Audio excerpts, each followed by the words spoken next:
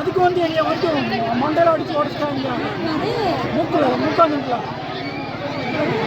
மதுரை மாவட்டம் சோழவந்தான் தொகுதிக்கு உட்பட்ட பொம்மன்பட்டியில் டிஃபன் பாக்ஸ் வழங்கும் நிகழ்ச்சியில் டிஃபன் பாக்ஸ் வாங்கச் சென்றவரின் மூக்கை அடித்து உடைத்திருக்கிறார்கள் திமுகவினர். உதயநிதியின் பிறந்த நாளிற்காக டிஃபன் பாக்ஸ் கொடுக்கிறோம் என்ற பெயரில் தேர்தல் வேலைகளை ஆரம்பித்துவிட்டது திமுக. அதன் ஒரு பகுதியாக நடந்த நிகழ்ச்சியில்தான் இந்த கலேவரம் அரங்கேறியுள்ளது.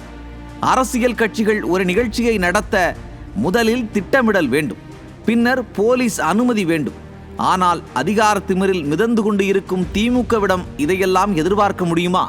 இரு கிராம மக்களை ஓரிடத்தில் கூட்டி நிகழ்ச்சியை நடத்தியுள்ளார் சோழவந்தான் திமுக எம்எல்ஏ வெங்கடேசன். அதுவும் நிகழ்ச்சிக்கு 2 மணி நேரம் தாமதமாக வந்துள்ளார்.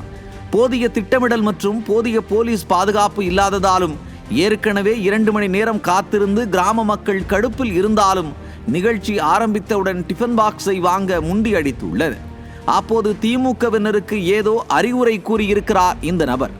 அறிவு திருவிழா நடத்தியவர்கள் அறிவுரையை ஏற்பார்களா என்ன? மூக்கில் குத்தி உடைத்து விட்டிருக்கின்றனர்.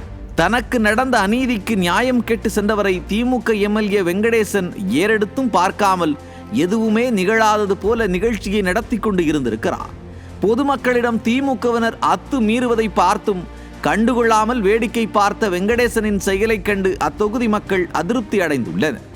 மேலும் நிகழ்ச்சி முடிந்து செல்லும் போது மூக்குடைத்தது குறித்து புகார் எதுவும் வாங்க வேண்டாம் எனவும் காவல்துறையிடம் கூறியிருக்கிறாராம். இதுதான் திமுகவினர் மக்களுக்காக உழைக்கும் லட்சணம்.